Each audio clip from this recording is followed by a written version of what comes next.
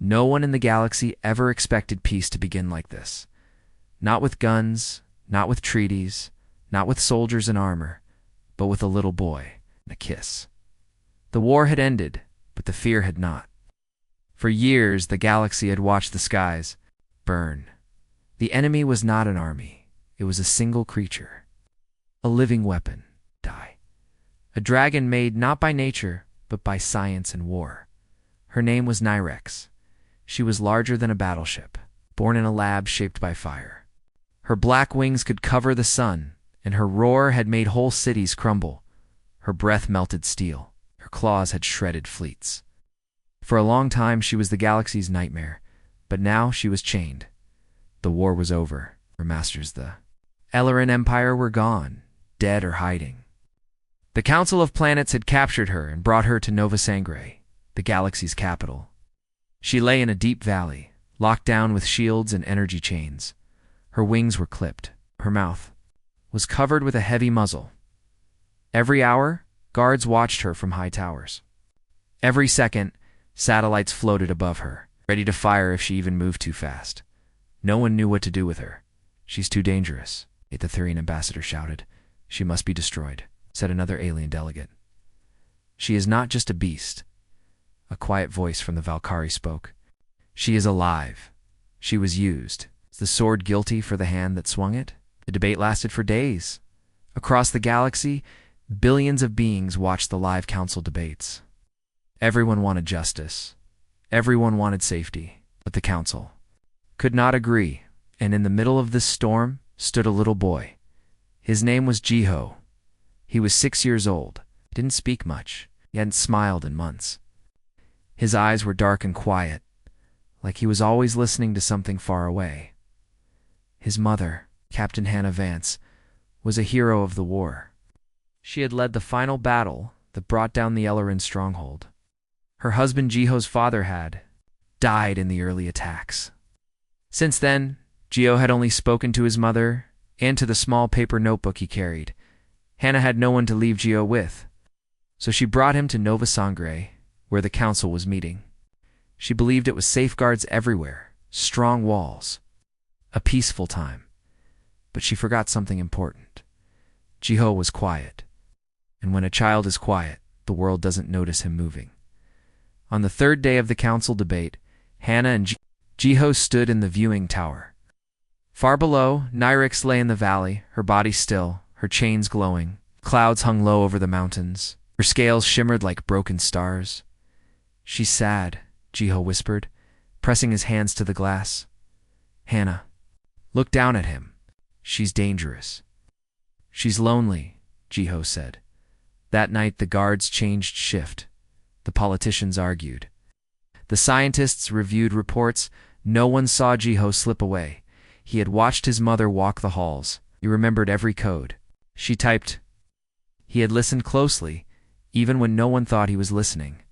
His small body moved through the tunnels like air.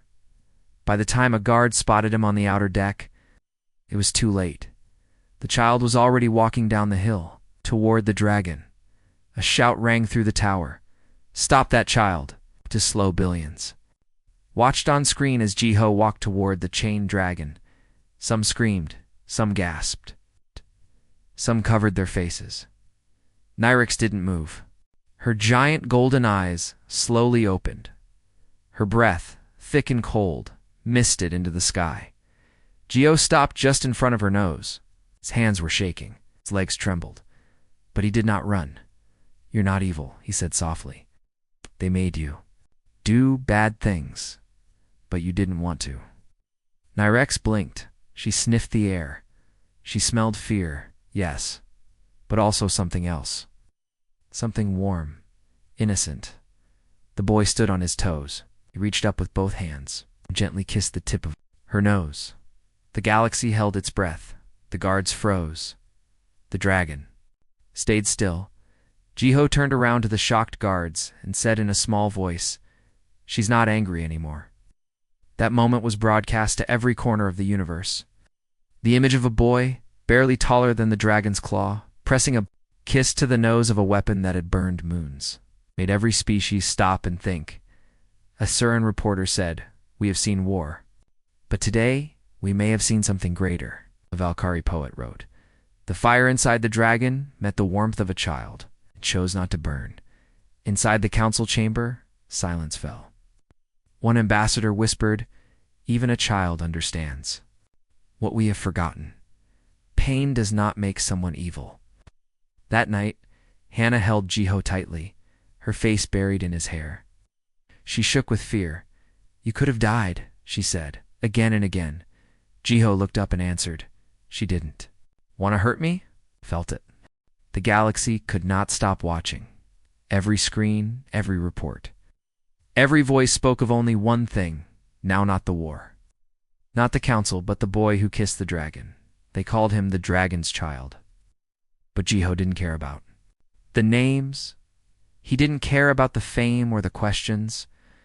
He only cared about the dragon Nyrix, the one everyone feared. The one he saw was alone, not evil. After that day in the valley, everything changed. The council was shaken. The vote to destroy Nyrix was put on hold. Alien leaders now argued in softer voices. Some still wanted her gone. Others began to wonder if a child could touch her without fear. One Volcari leader asked, "Can she really be a monster?" Even the Thurine ambassador, once loud and full of hate, fell silent when watching the replay. The image of Jiho's tiny hand reaching out, and the dragon staying still. It had melted walls. Even bombs could not. But the danger was not over. Nyrix still lay in the valley. She still wore chains. Her eyes watched the skies, silent and deep. She didn't sleep. She didn't roar. She only waited. And Jiho returned. At first it was once a day. Under guard, wearing a tracker, watched by soldiers. He would walk down the same hill, holding a book in his hand. He would sit on the same rock, just a few meters away from her face, and he would read simple stories. Happy stories. Stories about brave children and kind animals. Stories where no one died. Nyrix didn't answer, but she listened. Sometimes she blinked slowly. Sometimes her giant tail made a small wave in the dust. Sometimes she let out a soft, deep sound. Like thunder far away, it was not a growl. It was not anger. It was peace. Scientists watched from hidden rooms. They recorded her heart rate, her breathing, her reactions. Everything said the same thing.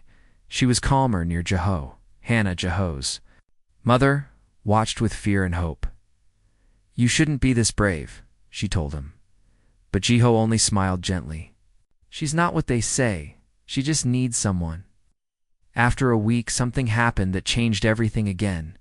A Mono one knew his name snuck into the valley at night. He wore black armor, carried a spear tipped with poison made. For Nyrix's blood, he wanted to kill her. He believed the council was weak. He believed monsters should die. But he didn't reach her because Nyrix moved, faster than any sensor could track. She had been resting. But the moment the man raised the spear near Jiho, she reacted. Her wings shot out. One powerful move. She knocked the man into the wall hard, but not deadly then. Slowly she turned and lowered her great head. Over Jiho, her body curved around. The boy like a wall. Her wings became a roof. Her claws stood like guards. She did not roar. She did not burn. She only protected. The soldiers ran in. Lights flashed. Guns were raised. But when they saw Jiho sleeping, curled up safely under Nyrix's chest, they lowered their weapons. The news spread fast. This time, it was not just the kiss. It was the dragon's choice. She had protected the boy. Even the council could no longer argue. The vote was called. She would not be killed. She would not be locked. Forever, Nyrix would live under watch, yes, but free within her valley. She could fly short distances. She could speak if she ever chose to. She could receive visitors, only peaceful ones, only those approved. The first name on that list was Jiho. Months passed, the war became a memory. Planets rebuilt, ships returned home. The skies grew quiet, and in the valley of Nova Sangre, a boy and a dragon sat under the stars. Jiho still read his stories. Nyrix still listened. Sometimes she lay close to the boy, her breath warm like a small wind. Sometimes she let him rest against her giant arm, his head rising and falling with her breath. The council called it a miracle. The scientists called it impossible, but the people called it hope. They believed again not in power, not in fear, but in change, in healing, in peace. Some visitors came, watched from the hill. They didn't speak. They didn't move. They only watched a boy and a beast who were no longer afraid of each other. One night, Hannah asked her son, "Do you think she's still dangerous?" Jiho thought for a moment. Then he said, "Maybe, but that doesn't mean she wants to be." He looked up at the stars and whispered, "She didn't choose to be a weapon. But now, she's choosing to be something else." Hannah held him tight, and far below, Nyrix lifted her head and watched the stars too. She was not a monster. She was not a machine. She was something more now, because of a little boy's kiss, and across the galaxy, even the coldest hearts began to believe. Sometimes the bravest thing you can do is be kind.